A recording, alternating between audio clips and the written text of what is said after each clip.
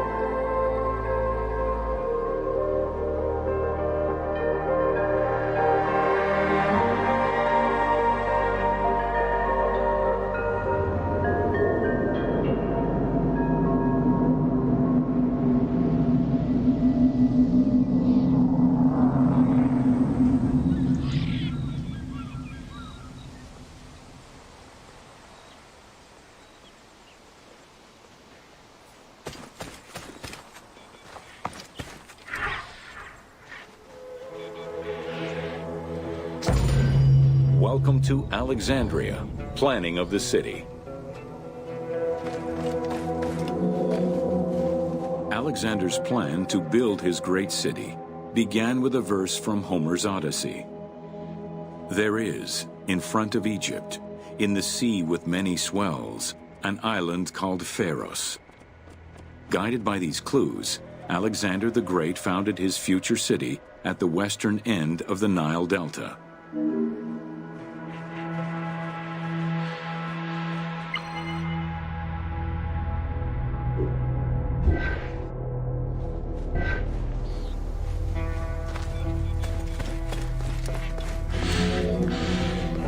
Though Alexander considered this location ideal for his great city, it presented considerable challenges.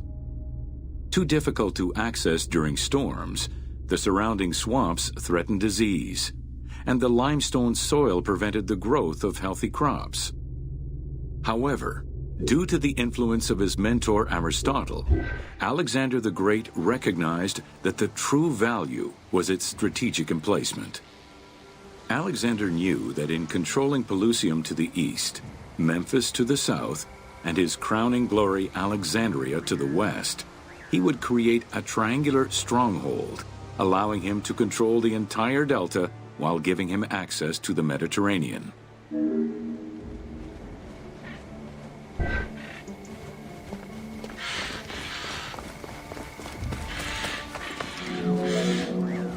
The Great Walls of Alexandria had a humble beginning. Lacking chalk to outline the future city's foundations, architects were forced to use flour instead. Clouds of migrating birds swept down and ate the flour, erasing the plans. This prompted Alexander to seek guidance from the oracles, who reassured him that his future city was destined to feed a large population.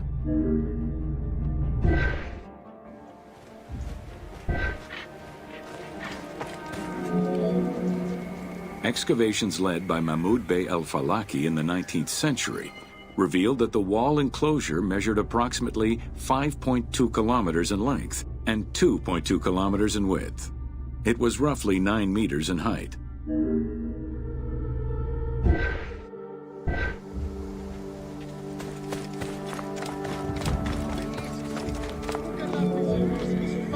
These formidable ancient walls would resist a number of attacks, including fending off the king of Syria in 169 BCE.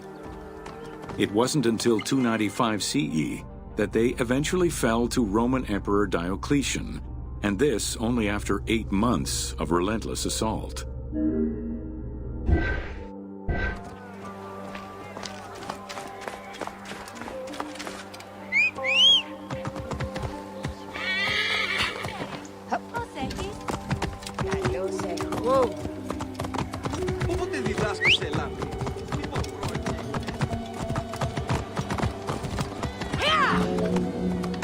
Alexandria's principal architect, Dinocrates, chose a Hippodamian grid plan. The grid maximized functionality with wide, straight roads and canals running beneath them. Alexander recognized the military value of the city's design. The wide, parallel streets gave him optimal surveillance of the city while allowing the unobstructed flow of troops.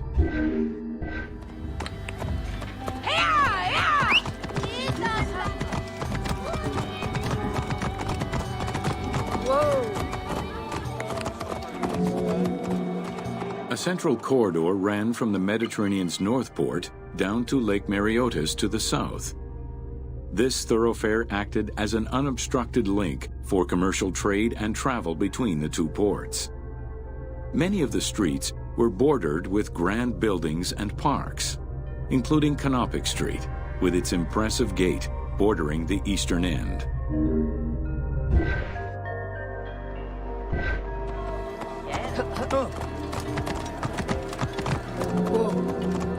Alexandria was most likely built upon an already existing Egyptian village. Upon its completion, the Egyptians reviled the city, refusing to call it by its founder's name.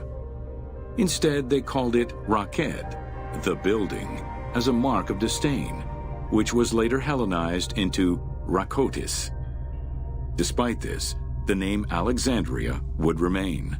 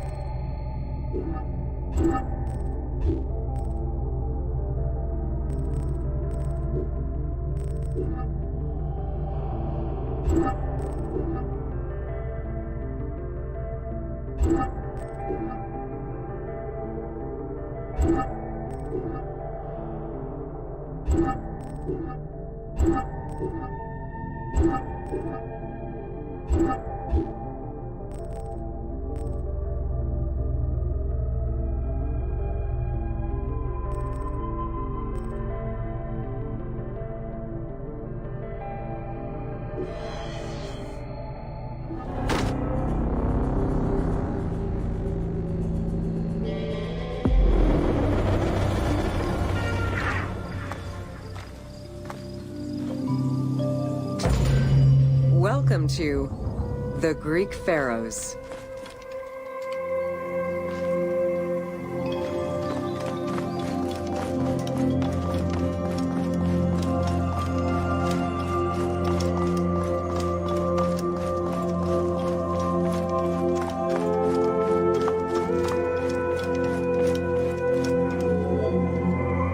Pharaohs were considered divine incarnations of the gods. As an avatar of the gods living on Earth, the pharaoh's role was to preserve fundamental values and universal harmony by removing chaos, Izfet, and ensure that justice, Mot, prevailed. The pharaoh, by divine ancestry and through multiple offerings, was the bond that unites the world of men to the world of the gods and allows the maintenance of the cosmic order.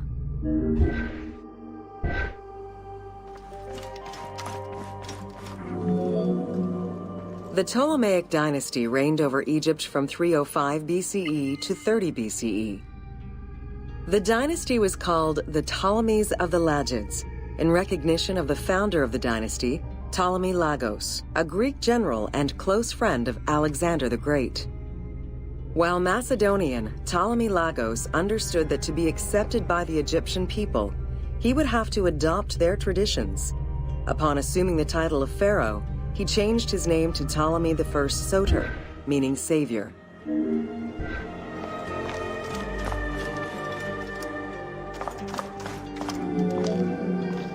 Born in 356 BCE, Alexander the Great went through a hasty education in the affairs of the kingdom before integrating into the Macedonian army, where he quickly rose through the ranks.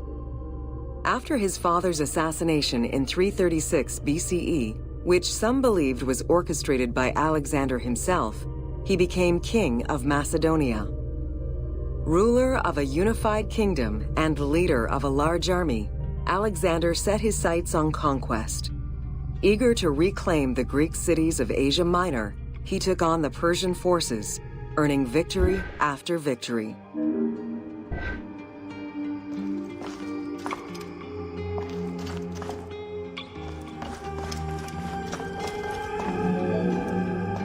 Ever victorious, Alexander the Great marched on, laying siege to city after city until he reached Egypt, where the Persians were defeated yet again. Viewed as a liberator by the Egyptian people, Alexander decided to become pharaoh in due form. He traveled to Thebes to make a sacrifice to Apis, then went to the oasis of Siwa, where he was proclaimed son of Amun. Officially pharaoh of Egypt, Alexander spent much of the winter there and founded the city of Alexandria. Perhaps not coincidentally, being pharaoh allowed Alexander to spread propaganda to prepare further conquests. He resumed his military campaigns in 331 BCE.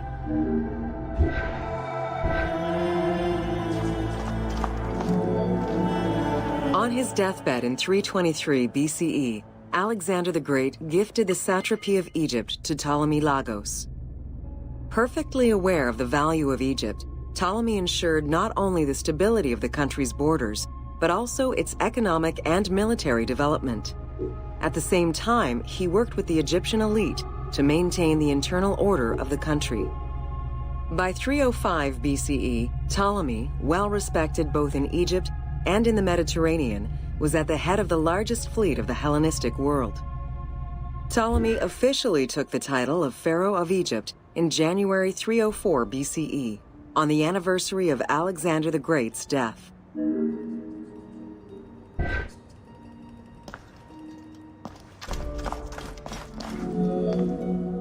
Alexander died in Babylon in 323 BCE. His remains were placed first in a solid gold sarcophagus, and then within another. The casket was carried in an ornate custom wagon, gilded and set with precious stones, and pulled by 64 mules crowned with gold. The funeral procession was diverted to a grandiose temple in Alexandria, built in the conqueror's honor under the orders of Ptolemy I.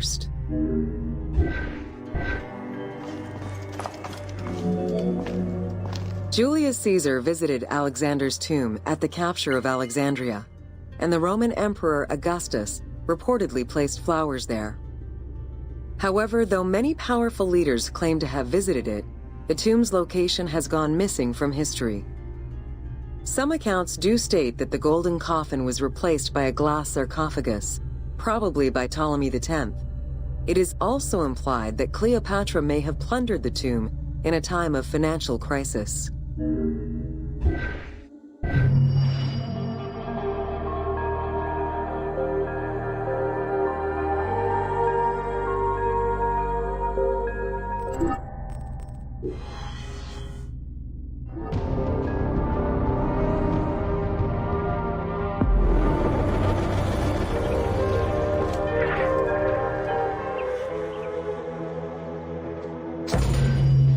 Welcome to Cleopatra, Queen of Egypt.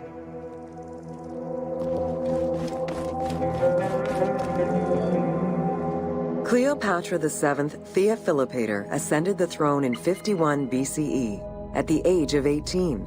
Though her early attempts to maintain power were often challenged, she eventually prevailed and became the sole ruler of Egypt.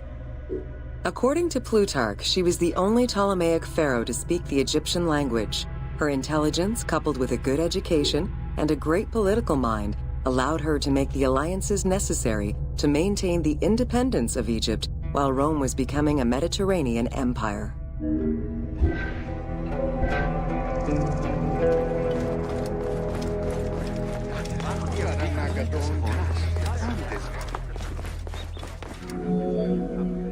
It is important to understand that Cleopatra's knowledge of Egyptian language and keen understanding of the culture allowed her to make powerful ideological referents that resonated with ancient Egyptians. By associating herself with the goddess Isis, the divine mother, great of magic, and repository of divine essence, Cleopatra firmly established herself as the protector of the two lands and legitimized her place on the throne.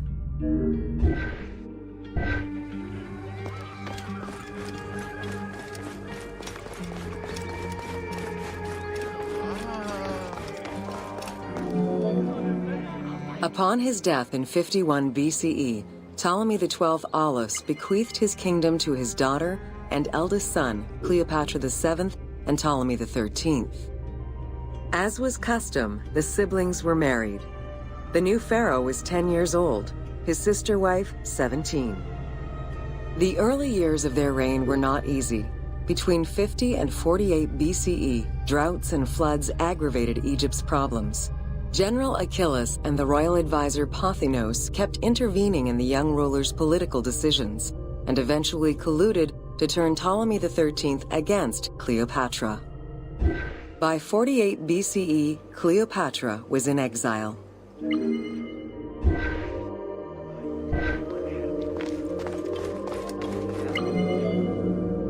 During Cleopatra's exile, the Roman Empire was not without its own internal conflict. Caesar and Pompey were at war with one another, and after his defeat in 48 BCE, Pompey fled to Alexandria in the hope of finding refuge. This turned out to be an unwise decision.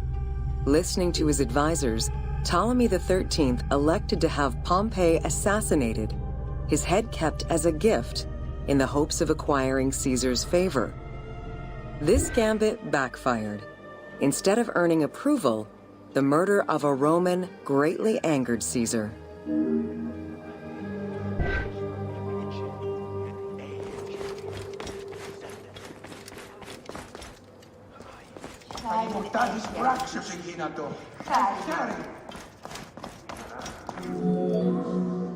Cleopatra, aware of Caesar's anger against Ptolemy for the murder of Pompey, decided to take advantage of the situation.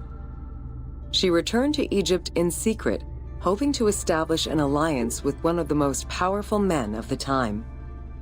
Outside of the legend, where she had herself smuggled into his quarters in a carpet, what exactly happened during that fateful meeting remains a mystery. However, Caesar seemed to see a better ruler for Egypt in Cleopatra than in her young and too easily influenced brother. Invoking Ptolemy XII's will, Caesar attempted to mediate peace between the siblings.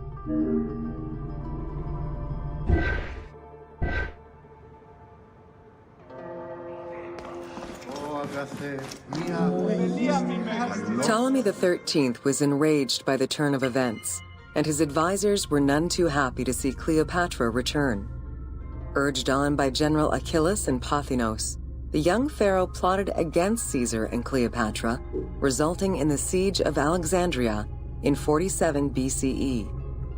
It was in March 47 BCE that Caesar defeated Ptolemy XIII's forces. The young pharaoh drowned in the Nile after having fled the battlefield. With her opponents dead or powerless, Cleopatra married her other much younger brother, Ptolemy XIV, and finally claimed the throne of Egypt for good. The end of the Alexandrian War also cemented the romantic and political alliance between Cleopatra and Caesar.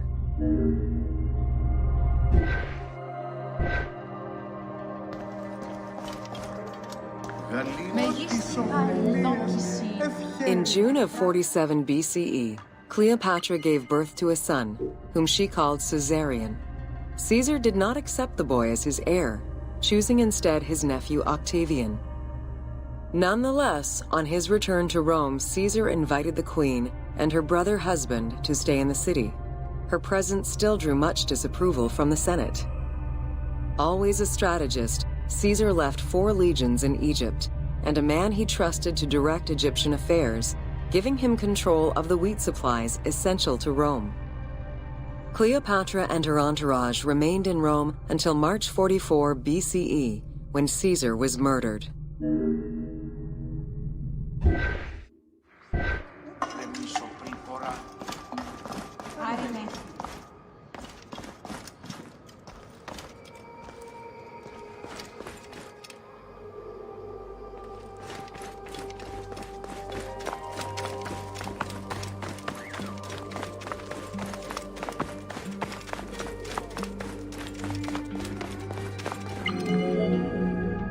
Caesar's most faithful ally, Mark Antony, often visited the Queen of Egypt during his stay in Rome.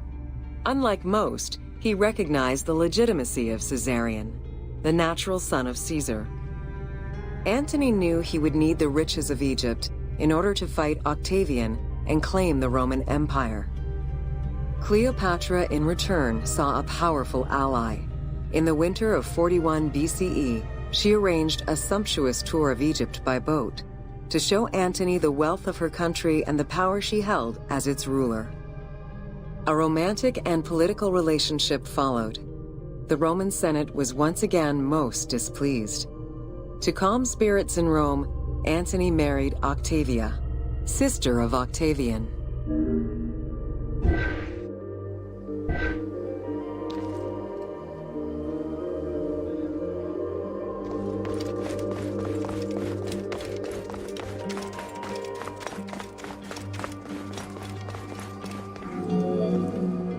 Despite his marriage to Octavia, Antony remained Cleopatra's lover, and she gave birth to their children. Cleopatra increased her kingdom's territory and started a political propaganda alongside her lover in Egypt and beyond. She hoped to create a Ptolemaic federal empire with Alexandria at its center. Antony eventually repudiated his Roman wife for the Egyptian queen, much to the dismay of the Roman elite. However, while Mark Antony focused on Egypt, Octavian carefully gained military and political ascendancy over him in Rome.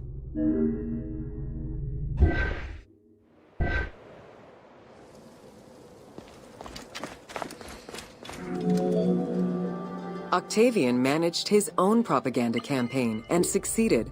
The Roman people hated Mark Antony and Cleopatra. To avoid the censure still inherent in attacking a fellow Roman, Octavian simply declared war against Egypt. Rome's power still reigned supreme. The powerful Egyptian fleet, led by Cleopatra as well as Mark Antony's forces, were defeated in 31 BCE in Actium. Octavian arrived in Egypt in 30 BCE to formalize his victory.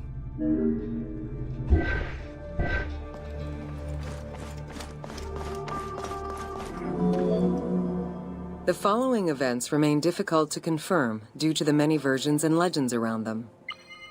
It is believed that after hearing a rumor about Cleopatra's suicide, Mark Antony committed suicide himself. He was brought to the queen as he slowly passed away. Knowing that Octavian would have her chained and paraded through Rome in defeat, Cleopatra planned her own suicide. She most likely killed herself with arsenic, though admittedly, the version where she uses an asp to deliver a fatal bite may be considered more dramatic. What happened to the body of Cleopatra is still a mystery.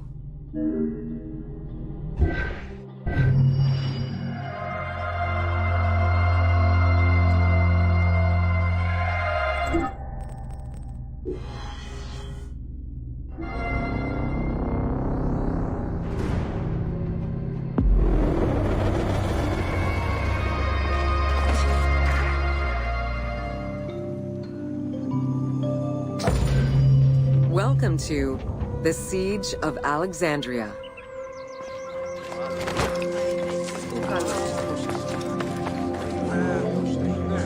Among the collection of writings attributed to Julius Caesar are his descriptions of the Siege of Alexandria, the Gallic Wars, and the commentaries on the Civil War. These archives contain information on different campaigns, the Wars of Alexandria, Africa, and Spain. Each of them recounts Caesar's military activity from 58 BCE to 45 BCE. Though Caesar's documents remain a main source of information, it's important to note that the perspective is limited. It is necessary for other historical documents to be taken into consideration to provide a better understanding of events.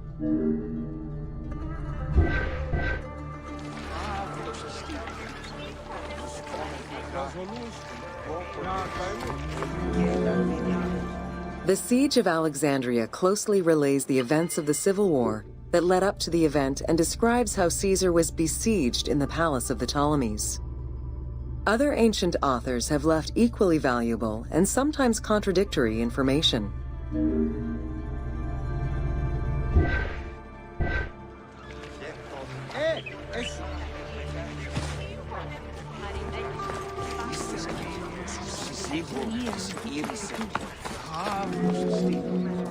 In the events leading up to the siege of Alexandria, Cleopatra VII and her brother were fighting over control of Egypt.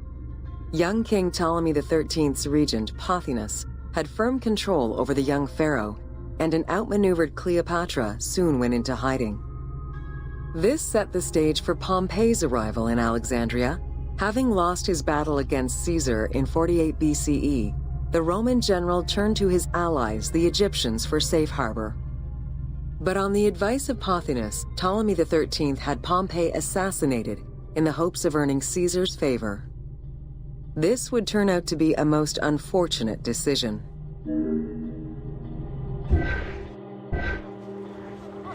Hey, ακούν με καλώς την άστε.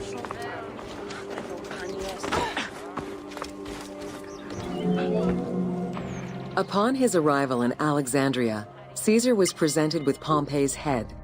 The sight of a Roman murdered by Egyptians did not sit well with him. Caesar made his displeasure clear, ordering the return of Cleopatra, and for the siblings to resolve their differences and resume their co-rule of Egypt, as per the will of their father. Neither Pothinus nor Ptolemy XIII wished to accede to this demand. While doing his best to aggravate Caesar, Pothinus secretly plotted against the Roman ruler and sent word for Egyptian general Achillas to bring his 20,000 men to fight on his behalf. While Pothinus plotted against Caesar, Cleopatra made a bold move.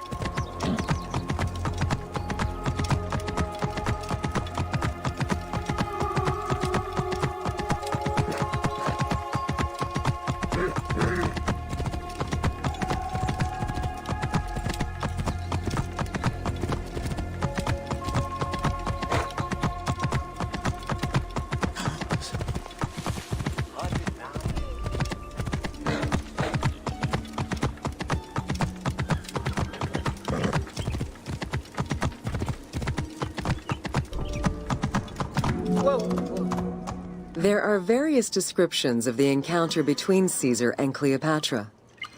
One report states that she snuck into the palace alone at night. Another account claims she was accompanied by an ally and was brought inside the palace wrapped in a carpet bag. Though exactly what happened at this fateful meeting is up for debate, what is known is that Cleopatra met with Caesar and earned his approval. Pothinus and Ptolemy XIII were most vexed with this turn of events. Whoa!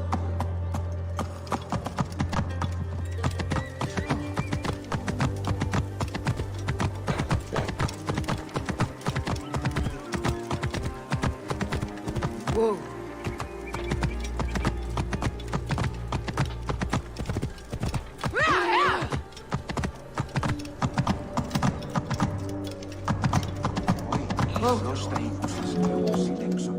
With Cleopatra finally present, Caesar chose to act as mediator between the siblings in the hopes of a peaceful resolution.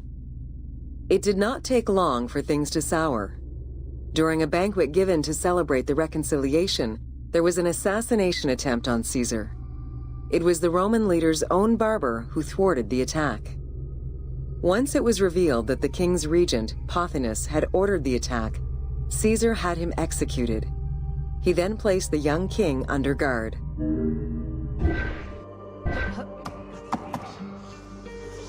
Διώσεμος αονισάμενος Ολυμφίευου κρυφή, πόσο περήφανος αισθάνεσαι με νοηγένα και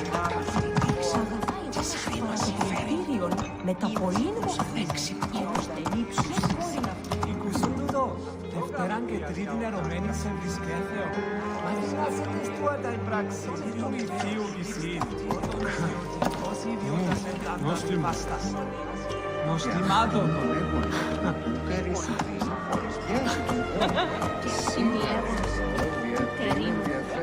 Ο αρχαίος των θεών, σύζυγος διακοιμαστικός σύζυγος καταλήψαστε τάχα σ' αυτούς νήσους φασίνα. Συνειδέστε.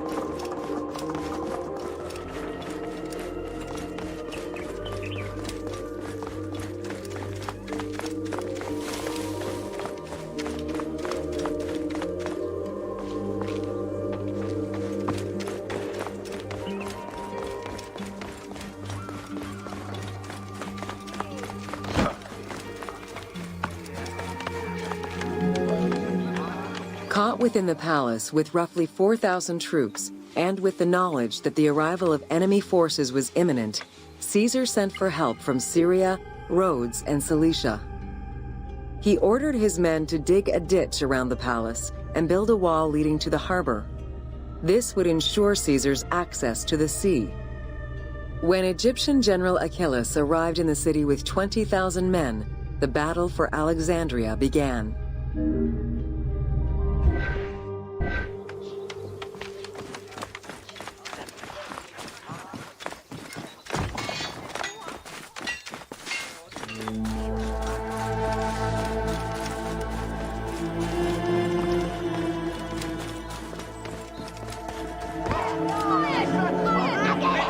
With so few men at his disposal, Caesar could not risk a battle just yet. He sent ambassadors to Achillas in the name of Ptolemy to propose a truce.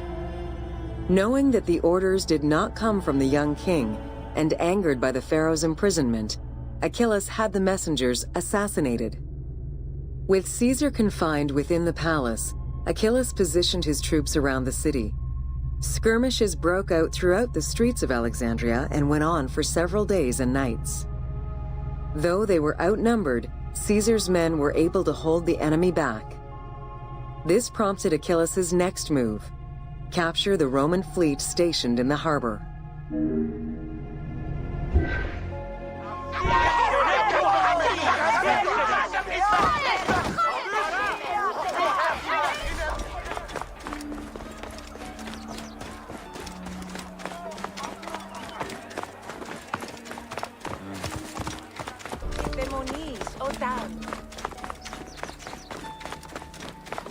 Παύλε, αμελή άνθρωπε, πού κοράν δίνασε.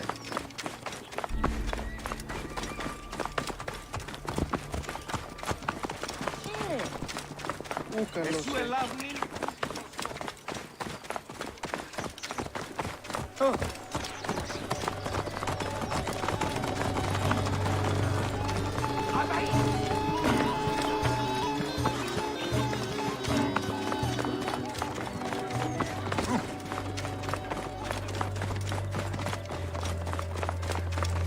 Πότε διδάσκεσαι ελάχτη, είπα πρώην και εχθές.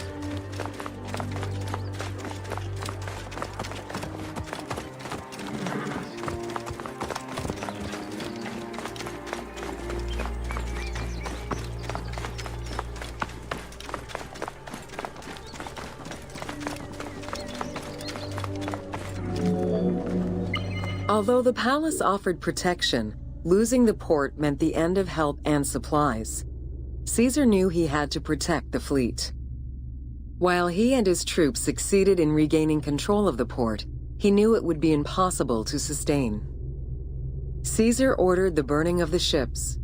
With passage back to the palace closed off, he headed for the lighthouse of Alexandria.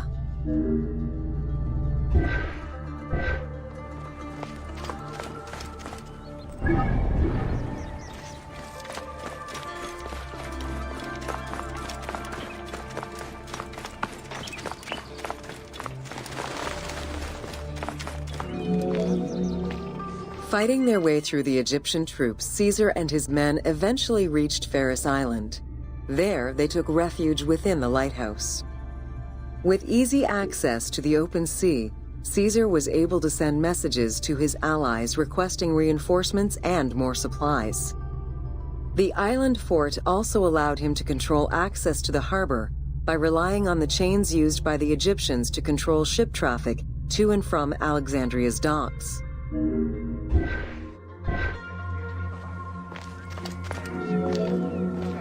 The exact chronology of events during the war in Alexandria remain imprecise.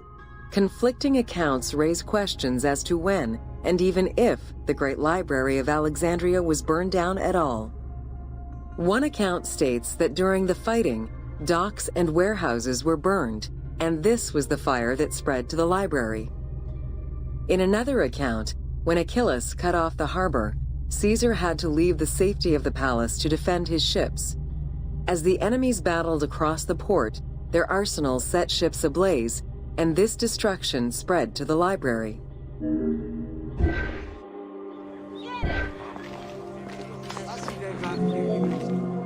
In either case, the Great Library was not completely destroyed. Experts point out that its location was too far from the harbor, and much later texts refer to the Great Library as being intact. Warehouses near the harbor contained manuscript copies awaiting export, and it is more likely that these documents were destroyed than the Great Library itself. Χέρι. Ω, χέρι.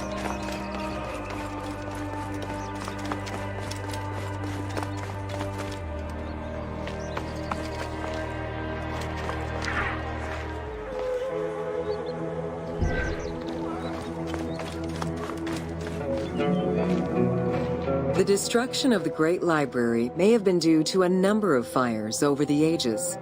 Its end was probably closer to the 4th century CE, when the Christian Emperor Theodosius I ordered the closure of all pagan temples. While some documents survived after being moved away, it remains unclear just what knowledge may have been lost.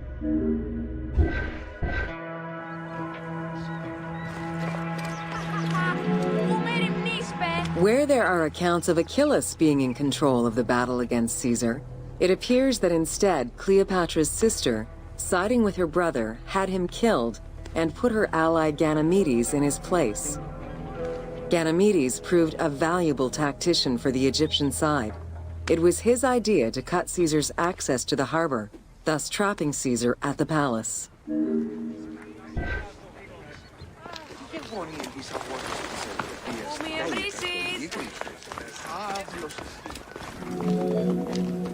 During the time of Ptolemy I, canals had been dug throughout Alexandria to provide fresh water. Ganymedes had his men take control of these canals. After isolating their own water supply, he had his men pour salt water into the canals and cisterns that led to Caesar's camp.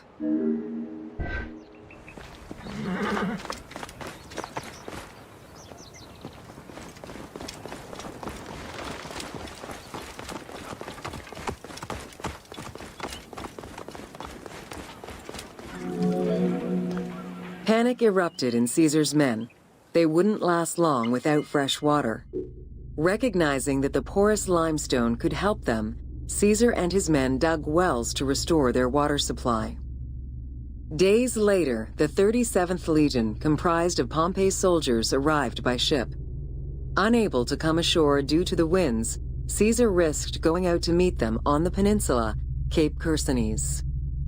When the enemy learned Caesar's location, they rushed to intercept. Despite an obvious advantage for the Alexandrians, Caesar, with a Rhodian ship full of skillful sailors, emerged victorious.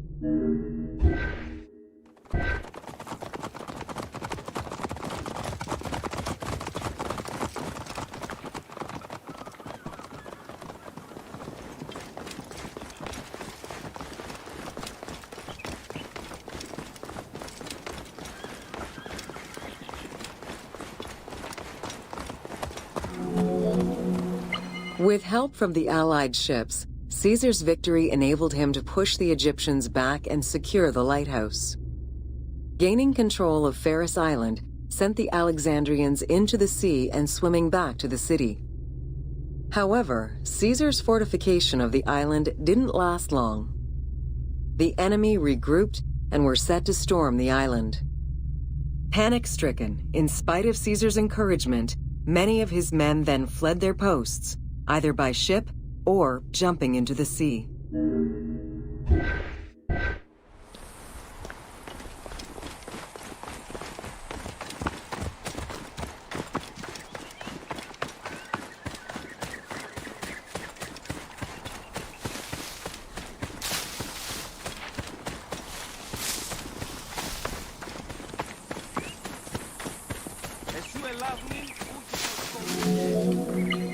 Caesar attempted to retreat, but Port Eunostos' harbor was overrun with enemy ships, preventing escape. Reportedly, Caesar gathered his papers and leapt overboard in an attempt to swim to an Allied ship farther out. Historian Cassius Dio claimed that Caesar would have drowned if he hadn't been able to remove his purple garment. Still, he managed to swim the distance and survive. The Alexandrians recovered the cloak and used it as a trophy to commemorate the Roman debacle. Vlax, sie lavni kriu gigmeste.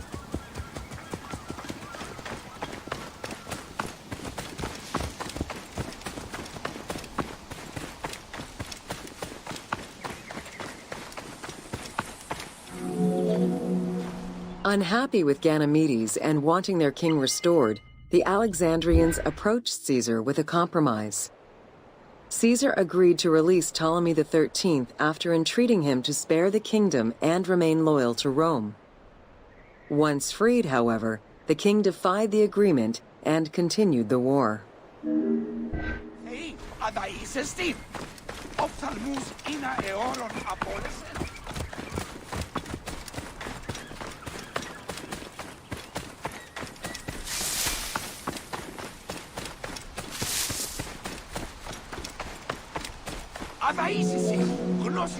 By this time, a faithful ally of Caesar's, Mithridates, arrived in Egypt, clashing with Ptolemy's troops at Pelusium. Outnumbering the enemy, Mithridates secured the region between Pelusium and Alexandria. Ptolemy, warned of Caesar's ally marching on Alexandria, sent his troops to prevent passage over the river.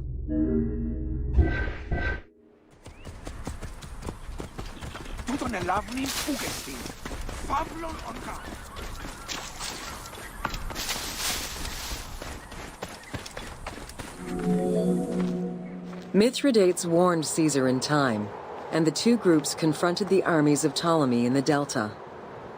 In the Battle of the Nile, the Romans gained the upper hand, sending the Egyptians fleeing. In the tumult and panic, King Ptolemy XIII drowned in the Nile.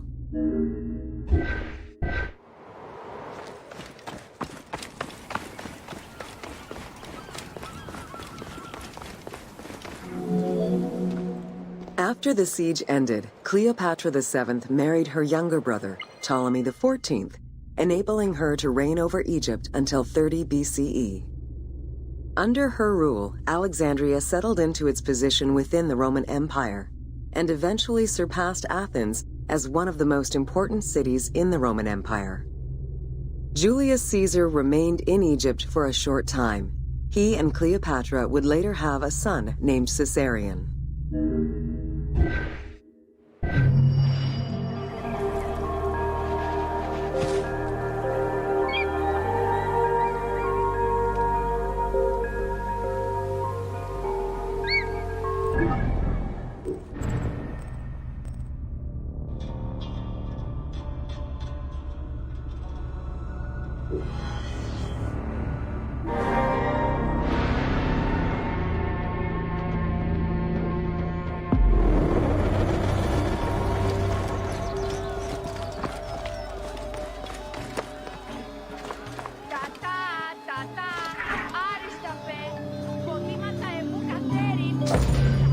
Welcome to Introduction to Alexandria.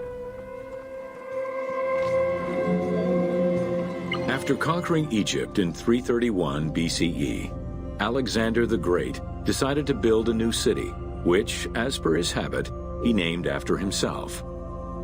After his death, Alexandria quickly became the capital city of the Ptolemaic kingdom and the most important city of the Greek world.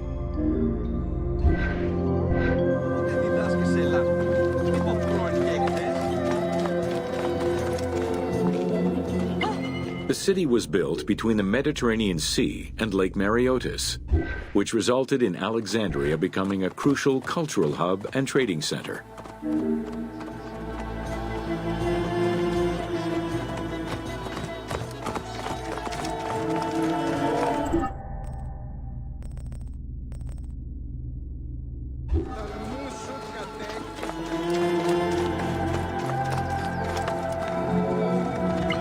Sumptuous buildings could be seen wherever one turned their gaze. The royal palaces, the many temples, the gymnasium, lush public gardens, and large avenues.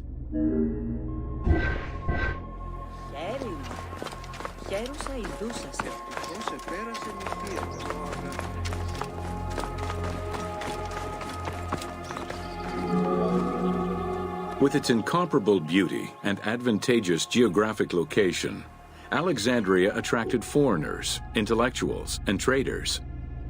One of the most cosmopolitan cities of the ancient world, Alexandria supplanted even Athens as the most important Greek city in history.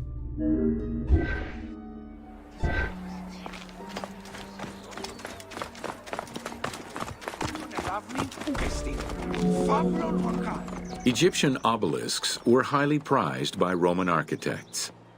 While Roman design previously favored the use of a single monument, Egyptian obelisks tended to come in pairs and were generally located at the entrance of temples. Several ancient Egyptian obelisks are still in existence today, though many are spread out across the world in locations such as Paris, Rome, New York, and London. All of this shows that Alexandria was significantly influenced by the rich past of Egypt.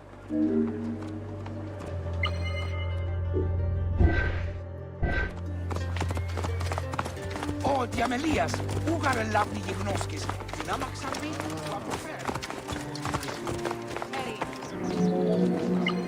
Alexandria had several main streets. Its most famous artery was the Canopic Way.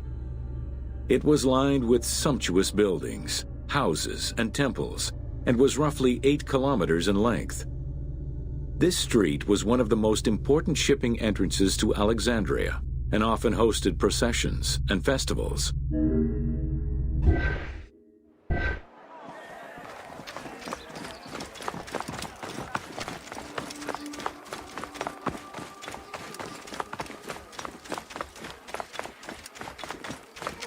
Οφθαλμού σου κατέχεις, ήτι του οίκου σου. The width of the street, 30 meters, was abnormally large even by Greek standards. This is likely because the Canopic Way was made in a short span of time and based on an urban plan, as opposed to being slowly built over time, as was usual for the era.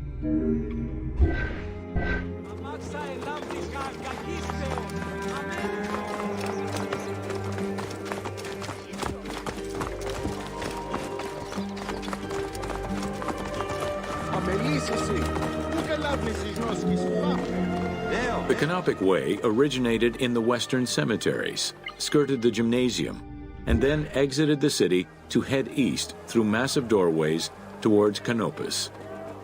This structure was known as the Canopic Door. Όταν σου ανέωξε, άνθρωπε,